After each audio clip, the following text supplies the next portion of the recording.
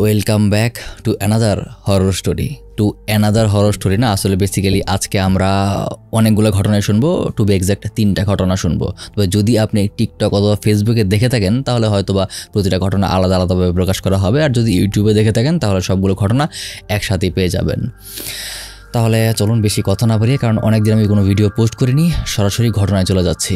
তো আমাদের প্রথম ঘটনাটা একটা আপু পাঠিয়েছে, আর সে ঠিক যেভাবে আমাকে ঘটনাটা লিখে পাঠিয়েছে আমি আপনাদেরকে সেইভাবেই হুবহু বলতে ছোটোখাটো মডিফিকেশানস আমি করেছি ক্লিয়ারিটির জন্য, জিনিসটা যাতে সহজে বোঝা যায় এই জন্য সেভাবেই আমি আপনাদেরকে ঘটনাটা পড়ে শোনাচ্ছি। আসসালামু আলাইকুম ভাইয়া, আমি রিমি নওগাঁ থেকে বলছি। যেহেতু প্রথমবার কোথাও ইমেল করছি তাই ভুলগুলো ক্ষমা সুন্দর দৃষ্টিতে দেখবেন। আমি আমার ফ্যামিলি মেম্বারদের কাছ থেকে তাদের সাথে ঘটে যাওয়া প্যারানর্মাল ঘটনাগুলি শুনেছি। আমি আজকে যে ঘটনাটা পাঠাচ্ছি সেটা ঘটেছিল আমার এক নানার সাথে। কথা না বাড়িয়ে আমি সরাসরি ঘটনায় চলে যাচ্ছি। ঘটনাটা অনেক দিন আগের। আমার নানা তখন অনেক দূরে কাজ করতে যেতেন। সেই কাজের কারণে তার বাড়ি ফিরতে বেশ রাত হয়ে যেত। এমনই একদিন দূরে কোথাও কাজ শেষ করে ফেরার পথে রাত প্রায় 12:30 বা 1টার মতো বেজে যায়। ওই সময় গাড়ি তেমন পাওয়া যায় না বললেই চলে। নানাও কোনো গাড়ি পাননি, তাই তিনি হেঁটেই বাড়ি ফেরার সিদ্ধান্ত নেন। হাঁটতে হাঁটতে একটা পর্যায়ে তিনি একটা কবরস্থানের পাশ দিয়েই যাচ্ছিলেন। হঠাৎ খেয়াল করলেন কবরস্থানের ভেতরে সাদা কাপড় পরা কেউ একজন কোরআন পড়ছে। বলে রাখি যে আমার নানা স্বভাবের দিক থেকে একটু সহজ সরল প্রকৃতির মানুষ ছিল, তাই বেশি কিছু না ভেবেই তিনি কবরস্থানের ভেতরে ঢুকে পড়েন। গিয়েই ওই সাদা কাপড় পরা মানুষটাকে জিজ্ঞাসা করেন, আপনি এত রাতে কবরস্থানে বসে কেন কোরআন তেলাওয়াত করছেন? কিন্তু লোকটা কোনো উত্তর দেয় না। সে তার মতোই কোরআন শরীফ পড়তেই থাকে। আমার নানা তাকে বেশ কয়েকবার জিজ্ঞেস করলেন, আপনি কে বলুন তো? এত রাতে এখানে কোরআন পড়ছেন কেন? আপনার কি ঘর বাড়ি নেই? তবুও লোকটা কোনো সাড়া দেয় না। এমন সময় নানার মনে প্রশ্ন আসে, এত রাতে একটা স্বাভাবিক মানুষের তো কোরআন পড়ার কথা না, আর পড়লেও সে কথা কেন বলছে না? এটা যেই তার মাথায় আসলো সেই তিনি একটু ভয় পেয়ে গেলেন। শুরুর দিকে সব স্বাভাবিক থাকলেও এই ভয়টা আসার পরেই নানা কি করবেন সেটা বুঝতে না পেরে আল্লাহর নাম নিয়ে রাস্তার দিকে দৌড়ে বেরিয়ে আসেন। আর সেই সময়টাতেই সৌভাগ্যবশত একটা ভ্যানও নানার সামনে এসে যায়। নানা আর কোনো কিছু চিন্তা না করে সাথে সাথে সেই ভ্যানে উঠে পড়ে। ভ্যানে ওঠার পর নানা যখন কবরস্থানের দিকে তাকান তখন দেখেন ওই সাদা কাপড় পরা লোকটা দাঁড়িয়ে নানার দিকেই তাকিয়ে আছে। লোকটার চোখগুলো টকটকে লাল হয়ে জ্বলজ্বল করছিল। দূর থেকেই নানা সেটা বুঝতে পারছিলেন। সে তখন দূর থেকে চিৎকার করে বলে, আমি এখানে কোরআন পড়ি, এতে তোর কি সমস্যা? আমাকে এভাবে বিরক্ত কেন করলি? আশ্চর্যের বিষয় যে এই দৃশ্যটা শুধুমাত্র আমার নানা ছাড়া আর কেউই দেখেনি। এরপর ভ্যানে করে নানা বাড়ির কাছাকাছি পর্যন্ত আসেন। যেহেতু সেই সময়টায় বাড়ি পর্যন্ত কোনো গাড়ি আসলে যেত না, শেষের কিছুটা পথ তাকে পায়ে হেঁটেই যেতে হতো। নানার বাড়ির কাছাকাছি একটা পুকুর আছে, আর তার আশেপাশে বড় কয়েকটা আম গাছ। ওই রাস্তা দিয়েই তাকে বাড়ি ফিরতে হতো। ভ্যান থেকে নামার পর যখন সেই জায়গায় গেলেন তখন দেখলেন যে আম গাছগুলোর মধ্যে একটা রাস্তার উপর শটান হয়ে পড়ে আছে। এমনভাবে পড়ে আছে যে কোনোভাবেই এটা ডিঙিয়ে পার হওয়া সম্ভব না। তখনই নানা বুঝতে পারলেন যে এইটা কোনো স্বাভাবিক ঘটনা না, হয়তোবা এখানে প্যারানর্মাল কোনো কিছু আছে। কোনো উপায় না দেখে সেখানে দাঁড়িয়েই নানা আকুতি মিনতি করতে শুরু করে। সে বলতে থাকে, আমাকে মাফ করে দিন, আমি বুঝতে পারিনি, আমি আসলে আপনাকে বিরক্ত করতে চাইনি। এই বলে সে বারবার ক্ষমা চাইতে শুরু করে। আর এইভাবে বারবার ক্ষমা চাওয়ার পর হঠাৎ করে সে দেখে সেই গাছটা কীভাবে যেন নিজে থেকেই আবার সোজা হয়ে দাঁড়িয়ে গেল। নানার সামনের পথটা আবার আগের মতো হয়ে গেল। দেরি না করেই নানা দৌড়ে বাড়ির দিকে ছুটতে শুরু করলেন। ভাগ্য ভালো যে তিনি একদম বাড়ির কাছাকাছিই ছিলেন। অল্প সময়ের মধ্যেই তিনি বাড়ি পৌঁছে যান। আল্লাহর রহমতে এরপর তার সাথে আর কখনোই এমন কিছু ঘটেনি। এটাই ছিল আমার নানার ঘটনা। যদি আপনার ভালো লাগে অবশ্যই সবার সাথে শেয়ার করবেন। আমি পরবর্তীতে আপনাকে আরও এরকম ঘটনা ইমেইলে পাঠাবো ইনশাল্লাহ। তো এই ছিল রিমির ঘটনা নওগাঁ থেকে। অসংখ্য ধন্যবাদ রিমি ঘটনাটা পাঠানোর জন্য। খুবই রিয়েলিস্টিক অ্যান্ড সুন্দর ঘটনা। এই ধরনের ঘটনা গ্রামাঞ্চলে প্রায়ই শোনা যায়। তো হয়তো তোমার নানার সাথেও এমন কিছু ঘটেছিল। যাই হোক, আমরা এবার পরবর্তী ঘটনায় চলে যাব। তাহলে এবার বেশি কথা না বাড়িয়ে দ্বিতীয় ঘটনাটা শুরু করি। দ্বিতীয় ঘটনাটা যে লিখে পাঠিয়েছে তার নাম সৌরভ। সে ঠাকুরগাঁও থেকে ঘটনাটা লিখে পাঠিয়েছে। সে যেভাবে লিখে পাঠিয়েছে আমি মোটামুটি সেভাবেই আপনাদেরকে বলছি। মাঝখানে টুকটাক কারেকশন আমাকে করতে হয়েছে যেন ঘটনাটা আপনারা ভালোভাবে বুঝতে পারেন। তো ঘটনাটা পড়ছি। ভাই, আমি সৌরভ। আমার বাড়ি ঠাকুরগাঁও জেলার ভাতুরিয়া গ্রামে। আমি আজকে যে ভৌতিক ঘটনাটা শেয়ার করতে চলেছি সেটা আমাদের গ্রামে বহু মানুষ জানে। এমনকি আমি নিজেও এর কিছু অংশ নিজের চোখে দেখেছি। এই ঘটনার সত্য মিথ্যা নিয়ে আপনি সন্দেহ করতে পারেন, কিন্তু আমি শুধু আমার আর আমাদের গ্রামবাসীর অভিজ্ঞতাটাই আপনাকে তুলে ধরছি। বিশ্বাস করবেন কি করবেন না সেটা সম্পূর্ণ আপনার ইচ্ছা। আমাদের গ্রামে একটা ছেলে ছিল, বয়স 17 বা 18 মতো। তার নামটা বলছি না, এটারও বিশেষ কিছু কারণ আছে। সে খুব শান্ত স্বভাবের মানুষ, কখনো কারোর সাথে কোনো ঝগড়া করেনি।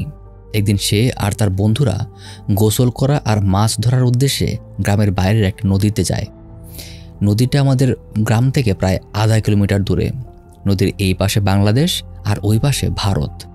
নদীর ধারে কিছু হিন্দু পরিবারেরও বসতি ছিল, তারা প্রায়ই সেখানে কাজ আর গোসল করতে যেত। একদিন সেই ছেলেটা তার কিছু বন্ধুবান্ধব নিয়ে সেখানে গোসল করতে যায়, সাথে মাছও ধরতে চাইছিল। সব কিছুই স্বাভাবিক ছিল। তার বন্ধুরা এক এক করে গোসল সেরে নদী থেকে উঠে পড়ে, কিন্তু ছেলেটা আর ওঠে না। নদীতে মাছ ধরার লোভ হয়তো তার একটু বেশিই ছিল, অথবা সে গোসলের আনন্দটা একটু বেশি নিতে চাইছিল। নদীতে সেই সময় বুক সমান পানি, একটা মানুষ হয়তো ডুবতে পারবে না। আশেপাশেও তেমন কেউ ছিল না, শুধু দূরে দু একজনকে দেখা যাচ্ছিল। অল্প সময় পর হঠাৎ ছেলেটার মধ্যে কিছু একটা মনে হয় যে প্রভাব ফেললো। সে পানিতে অদ্ভুতভাবে লাফালাফি দাপাদাপি শুরু করে, যেন তার মাথা খারাপ হয়ে গেছে। তার আচরণ দেখে দু একজন যারা দূরে ছিল তারা বেশ ভয় পেয়ে যায়। তারা কেউ সাহস পাচ্ছিল না যে তাকে কাছ থেকে গিয়ে তাকে বাঁচিয়ে নদী থেকে তুলে আনবে। ভাবছিল যে যদি তাকে বাঁচাতে যায় তাহলে হয়তো নিজেরই বিপদ হয়ে যাবে। এরকম অস্বাভাবিকভাবে অনেকক্ষণ লাপাদাপি করার পর হঠাৎ করেই সে জ্ঞান হারিয়ে পানিতেই নিতর হয়ে পড়ে যায়। দূরে থাকা লোকজন ছোটাছুটি করে আরও কয়েকজনকে ডেকে আনে। তখন একজন তাকে নদী থেকে উঠিয়ে তাদের বাড়িতে নিয়ে যায়। এর মধ্যে ছেলেটার হাত পা ঠান্ডা আর মুখ পুরো ফ্যাকাশে হয়ে গেছে। ঘরে কিছুক্ষণ রাখার পর ওর জ্ঞান ফিরে আসে, আর এখানেই শুরু হয় আসল ঘটনা। জ্ঞান ফেরার সাথে সাথে ছেলেটা তীব্র চিৎকার শুরু করে। চোখে মুখে কেমন জানি একটা অদ্ভুত হাসি, দেখলেই মনে হয় কোনো অশুভ শক্তি তার মধ্যে ভর করেছে। সে প্রচণ্ড শক্তি প্রয়োগ করে সবাইকে ধাক্কা দিয়ে দূরে সরাতে থাকে। 4-5 জন মিলেও তাকে আটকে রাখা যাচ্ছিল না। একটা 16-17 বছর বয়সের ছেলের শরীরে এত শক্তি কিভাবে চলে আসলো এটা কেউ বুঝে উঠতে পারছিল না। একা এসে 4-5 জনকে ফেলে দিচ্ছে। সেখানে থাকা লোকজন বেশ ভয় পেয়ে যায়। একজন দ্রুত গ্রামের পাশ থেকে একজন কবিরাজকে ডেকে আনে। তিনি এসে কিছু ঝাড়ফুঁক করেন, পানি পরা দেন আর একটা তাবিজও দেন। কিন্তু ছেলেটা এতে খুব অল্প সময় শান্ত থাকে। একটু পর আবারও সে উন্মাদের মতো লাফালাফি শুরু করে। সেই ঘরে থাকা জিনিসপত্র ভাঙচুর করতে শুরু করে। অবস্থা বেগতিক দেখে তখন আরেকজন বড় কবিরাজকে দূর থেকে ডেকে আনা হয়। সেই কবিরাজ এসেই ঘরের দরজা জানালা সব কিছু বন্ধ করে দেয়। তারপর সবাইকে নিয়ে ঘরের মধ্যে একটা নির্দিষ্ট জায়গায় বসতে বলল। সে তখন ছেলেটার দিকে তাকিয়ে বেশ কিছুক্ষণ কি জানি শব্দ উচ্চারণ করে। আমি সেগুলো বুঝতে পারিনি। পরে কবিরাজ বলে যে ওর উপর প্রায় 7-8টা অশরীরী আত্মা ভর করেছে। তাদের মধ্যে সে কয়েকটা নামও বলে, সবগুলো নাম আমার মনে নেই। শুধু শুনেছিলাম 4 বা কালী এই জাতীয় কিছু একটা। কবিরাজ ছেলেটাকে একটা তাবিজ পরিয়ে দেয়। তাবিজ আর মন্ত্র পাঠ করার অনেকক্ষণ পর ছেলেটা ধীরে ধীরে নিস্তেজ হয়ে যায়। সেদিনকার মতো মনে হয় যে সব বিপদ কেটে গেছে। তবে গ্রামের মানুষদের মনের ভেতরে তখনও আতঙ্ক ছিল। কিছুদিন সবকিছু স্বাভাবিক থাকলেও হঠাৎ একদিন সন্ধ্যায় আবার সমস্যা দেখা দেয়। ছেলেটা অকারণে আবার চিৎকার করতে শুরু করে, এই জায়গায় ওই জায়গায় দৌড়াতে শুরু করে। বাড়ির অন্যরা তখন ধরে রাখার চেষ্টা করলেও কোনোভাবেই তাকে নিয়ন্ত্রণ করতে পারে না। এইবার তার শক্তি মনে হয় আগের চেয়েও অনেকটা বেড়ে গেছে। শেষ পর্যন্ত তাকে ধরে একটা বড় গাছের সাথে বেঁধে ফেলতে বাধ্য হয় সবাই। শেষ পর্যন্ত তাকে 7-8 জন মিলে ধরে, তারপর একটা গাছের সাথে শক্ত করে বেঁধে ফেলে। পরিবারের লোকজন যে কিছুই বুঝতে পারছিল না যে ওর শরীরে এত শক্তি কোথা থেকে আসছে। পাশের গ্রাম থেকে খবর পেয়ে সেই বড় কবিরাজ আবারও আসে। তার সাথে আরও বেশ কয়েকজন লোক আসে। তারা ছেলেটাকে গাছের সঙ্গে বাঁধা অবস্থাতেই ঝাড়ফুঁক শুরু করে। বড় কবিরাজ এবার আরও একটা কঠোর পদ্ধতি নেয়। সে ছেলেটার গায়ে হাত রেখে কি জানি উচ্চারণ করে, হয়তো মন্ত্রের মতো কিছু একটা হবে। তারপর আচমকা ছেলেটার গালে একটা জোরে কষিয়ে চর বসায়। ছেলেটা এবার অদ্ভুতভাবে চিৎকার করতে শুরু করে। এরপর কবিরাজ ওর হাতের আঙুলে একটা ধারালো চাকু রাখে। চাকুটা সে এমনভাবে রাখে যেন যদি ছেলেটা একটু আঙুলটা নাড়ায় তাহলে আঙুলটা কেটে পড়ে যাবে। কবিরাজ তখন ওকে জিজ্ঞাসা করে, কে তুমি? ছেলেটার শরীরে কি করে এলে? ছেলেটা চাপা গলায় কি জানি একটা উত্তর দেয়, কিছু একটা নাম বলছিল, কিন্তু নামটা ঠিকমতো বোঝা যায় না। কবিরাজ তখন তাকে হুমকি দেয়। সে বলে, এই দেহ থেকে এক্ষুনি বেরিয়ে যা, না হলে আমি আঙ্গুলটা কেটে ফেলবো। এই বলেই প্রচণ্ড জোরে যে চাকুটা দিয়ে আঙ্গুলে চাপ দেয়, আর এই চাপ দেওয়ার কারণে তখন আঙুলের গোড়াটা অল্প একটু কেটে টপ টপ করে রক্ত বেয়ে পড়তে শুরু করে। ছেলেটা তখন কাতর সুরে বলে ওঠে, এরপর গ্রামবাসীরা বলা বলি করছিল যে কবিরাজ নাকি একটা কাঁচের বোতলে সেই অশুভ আত্মাগুলিকে বন্দি করে ফেলেছে। তবে কিভাবে করেছে বা আদৌ করেছে কিনা এইটা কেউ স্পষ্টভাবে বলতে পারে না। তবে আসল ঘটনা হলো যে এরপর থেকে ছেলেটাকে আর কখনো কোনো অস্বাভাবিক আচরণ করতে দেখা যায়নি। সে ধীরে ধীরে স্বাভাবিক জীবনেই ফিরে আসে বলে সবাই জানে। ঘটনাটা অবাস্তব শোনালেও আমাদের গ্রামে অনেকেই এই অভিজ্ঞতার সাক্ষী। অনেকে বলে যে ওই নদীতেই হয়তো কোনো অশুভ শক্তি বসবাস করে। সেই দিন যারা ওই ছেলেটার ভয়ঙ্কর অবস্থা দেখেছে তাদের মনে এখনও সেই আতঙ্কটা রয়ে গেছে। এখন নদীতে গোসল করার সংখ্যা অনেক কমে গেছে। খুব হাতে গোনা অল্প মানুষ ছাড়া সেই নদীতে এখন আর খুব বেশি মানুষ গোসল করে না। আমি আমার আর আমাদের গ্রামবাসীর মানুষের মুখে শোনা অভিজ্ঞতারই বর্ণনা দিলাম। এটা ঠিক গল্পের মতো শোনালেও আমাদের কাছে এটা নিছক্ষণ গল্প না, আমাদের কাছে একটা অদ্ভুত ভৌতিক বাস্তবতা। আপনি চাইলে বিশ্বাস করতেই পারেন, আবার নাও করতে পারেন। আমি শুধুমাত্র আমার অভিজ্ঞতাটুকুই বলেছি। আমি শুধু চাই আমার এই অভিজ্ঞতাটুকু আপনি অন্যদের সাথে শেয়ার করবেন। তো সৌরভ, শেয়ার করে দিলাম। অসংখ্য ধন্যবাদ এই ঘটনাটা পাঠানোর জন্য। আর এই ধরনের ঘটনা আমার কাছে একদম অবাস্তব মনে হয়নি যে একদম বানানো গল্প মনে হয়েছে, মোটেও আমার কাছে বানানো গল্প মনে হয়নি। তোমাকে আবারও ধন্যবাদ ঘটনাটা পাঠানোর জন্য। তো বেশি কথা না বাড়িয়ে এবার আমাদের সর্বশেষ ঘটনা এবং আজকের ভিডিওর লাস্ট ঘটনা, তৃতীয় ঘটনায় চলে যাচ্ছি। তৃতীয় ঘটনাটা পাঠিয়েছে, তার নাম রাজদীপ। সে ঠিক যেভাবে পাঠিয়েছে আমি টুকটাক কারেকশন করে সেভাবেই আপনাদেরকে ঘটনাটা শোনাচ্ছি। আমার নাম রুদ্র দত্ত রাজদীপ। আমি ক্লাস 7-এ পড়ি। আমি আজ যে গল্পটা শেয়ার করতে চাই সেটা আমার নিজের জীবনে ঘটে যাওয়া এক অদ্ভুত ভৌতিক অভিজ্ঞতা। আমি শুধু চাই এই গল্পটা আপনি সবার সামনে তুলে ধরবেন। বিশ্বাস করা বা না করা সেটা অডিয়েন্সের ব্যাপার। আমার ক্লাসে আমার এক বন্ধু আছে যার বাড়ির পাশেই একটা পুরনো কুয়ো আছে। শোনা যায় সেখানে এক বৃদ্ধ মহিলাকে ফেলে দিয়ে খুব বাজেভাবে হত্যা করা হয়েছিল। আর এখন নাকি সেই মহিলার আত্মা প্রায়ই সেই কুয়োর আশেপাশে ঘোরাঘুরি করে। এটা শোনার পর থেকেই আমরা সেই কুয়োটা নিয়ে খুব আগ্রহী হয়ে উঠি। আমাদের সবার মধ্যে সিদ্ধান্ত হয় শুক্রবার বা অন্য যে কোনো ছুটির দিনে আমরা সবাই মিলে কুয়োটার কাছে যাব, দেখে আসব যে সত্যিই কি ওখানে ভৌতিক কিছু আছে কিনা। আমরা প্রায় 7-8 জন বন্ধুরা মিলে 3-4টা সাইকেল নিয়ে বের হয়ে গেলাম সেই পুরনো কুয়োর উদ্দেশ্যে। সারাদিন ব্যস্ত ছিলাম যে এই প্ল্যান নিয়ে যে কেমন হবে ওই জায়গাটা, সত্যি কি ভৌতিক কিছু ঘটবে, এসব নিয়েই তখন মাথায় প্রশ্ন ঘুরছিল। কুয়োটার কাছাকাছি পৌঁছাতে পৌঁছাতে বিকেল গড়িয়ে অলমোস্ট সন্ধ্যা হয়ে যাবে এইরকম সময়। ওই বন্ধুটার বাড়ি কুয়োটার বেশ কাছাকাছি ছিল। ও আমাদের বারবার সাবধান করছিল যে ওই জায়গায় গেলে নাকি মাঝে মাঝে গা ছমছমে শব্দ পাওয়া যায়। এমনকি নিজেও সে একবার সেখান থেকে একটা অদ্ভুত চিৎকার শুনেছে। আমাদের মধ্যে অনেকে হাসাহাসি করে বলল যে ভূতের বাপ দেখলাম, এ আর এমন কি হবে। তখনও আমরা সবাই বেশ উৎফুল্ল। আমরা একসাথেই ছিলাম তখন। কিছুক্ষণ পর আমরা কুয়োর কাছে চলে আসলাম। সন্ধ্যায় তখন নেমেই এসেছে। আশপাশটা বেশ নির্জন, বাতাসে একটা ঠান্ডা ঠান্ডা ভাব। কুয়োটা পুরনো হওয়ায় আশেপাশে বেশ ঝোপঝাড় ঘেরা ছিল। রাস্তায় খুব একটা আলো ছিল না। আমার বন্ধুরা তখন বলল, দেখ এখানে কিন্তু আর যাই করিস থুতু ফেলিস না, কুয়োটাতে থুতু ফেললে বিপদ হতে পারে। কথাটা শুনে তখন আমি হাসতে হাসতে বললাম, থুতু ফেললে কি হবে, ভূত এসে ধরে ফেলবে। আর তখনই আমাকে আরেকটা বন্ধু চ্যালেঞ্জ করে বলল, তুই যদি সত্যি সত্যি এই কুয়োটাতে থুতু ফেলিস তাহলে আমি তোকে 100 টাকা দেব। ওই বন্ধুরাও বেশ বড়লোক পরিবারের ছেলে, ওর পকেটে সবসময় কিছু না কিছু টাকা থাকে। সে সত্যি সত্যিই তার পকেট থেকে 100 টাকার একটা নোট বের করে আমার সামনে ধরলো। তখন সবাই হাসাহাসি করতে শুরু করলো, বন্ধুরাও আমাকে নিয়ে মজা করছিল। অনেকটা নিজের সম্মান বাঁচাতেই আমি তার কথায় রাজি হয়ে গেলাম, যদিও মনের ভিতরে একটু ভয় করছিল, কিন্তু বন্ধুরা পরবর্তীতে হাসাহাসি করবে যদি এটা না করি। আমি ভাবলাম যে ভূত বলে কিছু নেই, যেই ভাবা সেই কাজ। আমি একা কুয়োর কাছে গেলাম। গা ছমছম করা অন্ধকার, কুয়োর দেয়ালটায় হেলান দিয়ে নিচে উঁকি দিলাম। নিচের পানি দেখা যায় না, কালচে এক অন্ধকার, কিছুই বোঝা যায় না। তারপর আমি ওদের দেখেই কুয়োর ভেতরে থুতু ফেললাম। কয়েক সেকেন্ড একদম চুপচাপ, কোনো শব্দ নেই, কোনো অস্বাভাবিক কিছু ঘটলও না। আমি ভাবলাম বাস, কিছুই তো হলো না। আমি টাকাটা তার কাছ থেকে নিয়ে নিলাম। সবাই তখন হাসি ঠাট্টা করতে ব্যস্ত।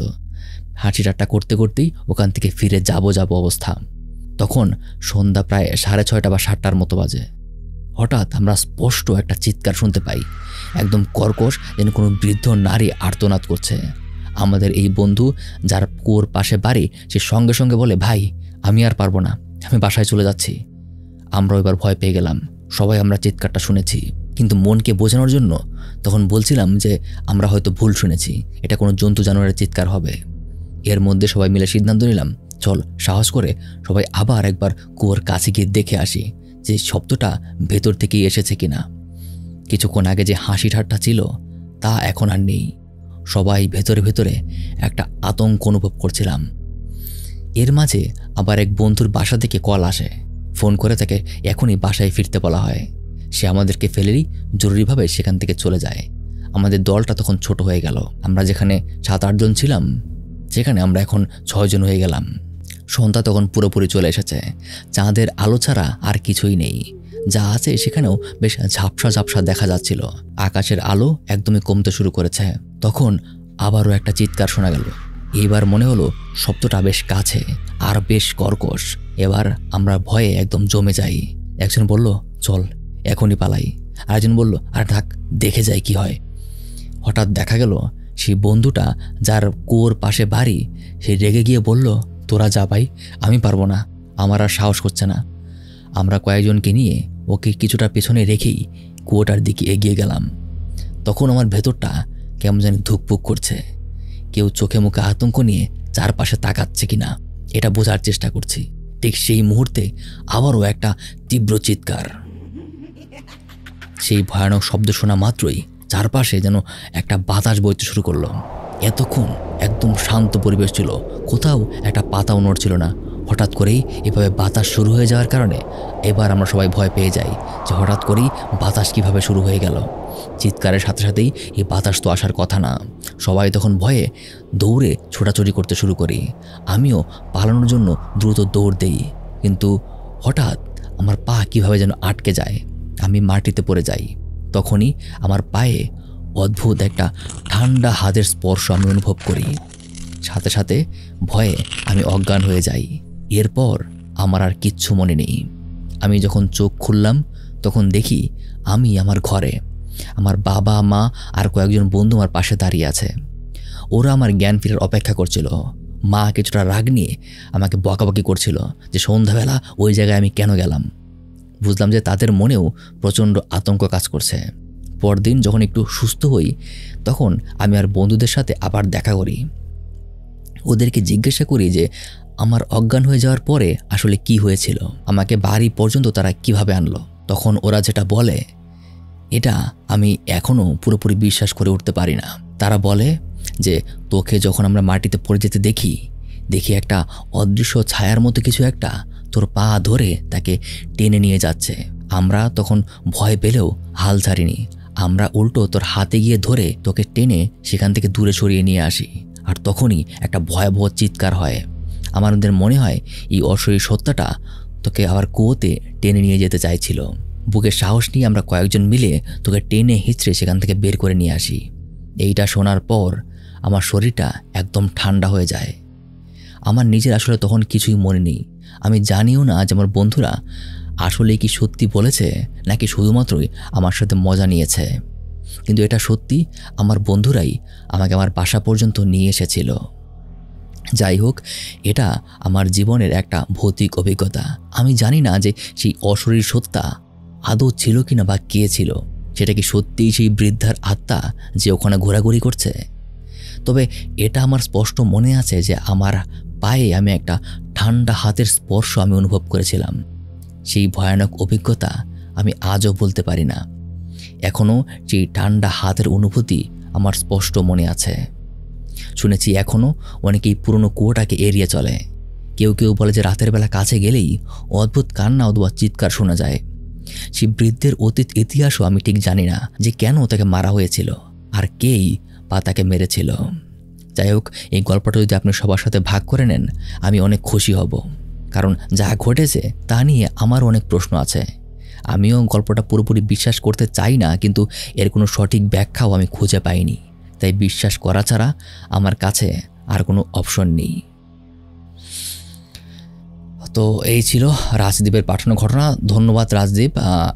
ঘটনাটা আসলে অনেক আগে পাঠানো, আমার মানে ইমেলে একদম নিচে পড়ে গিয়েছিল। আজকে আমি একদম পুরনো মেলগুলো দেখছিলাম যে পুরনো অনেক আগে পাঠানো ঘটনা কী কী আছে।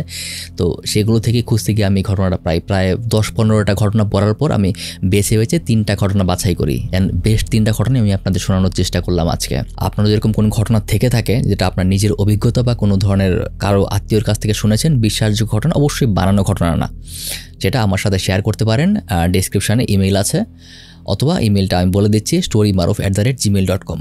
আর যদি চান আপনি ঘটনা নিজে বলবেন, যে নিজে থেকেই সরাসরি ঘটনাটা বলতে চান আমার পাশাপাশি, সেটাও আমাকে ইমেলের মাধ্যমে জানাতে পারেন যে ভাইয়া আমি ঘটনাটা নিজেই বলতে চাই। সেই ক্ষেত্রে আমি আপনার সাথে একটা জুম মিটিং অথবা একটা গুগল মিটের আয়োজন করব, সেখানেই আপনি ঘটনাটা আমাকে বলতে পারবেন। আর পুরোটা ঘটনাই আমি তখন রেকর্ড করে ভিডিও করে আপনাদের সামনে প্রকাশ করব। তাহলে পরবর্তীতে দেখা হবে আবারও এমন কোনো ঘটনা নিয়ে। ততদিন পর্যন্ত ভালো থাকবেন, সুস্থ থাকবেন। আল্লাহ হাফেজ।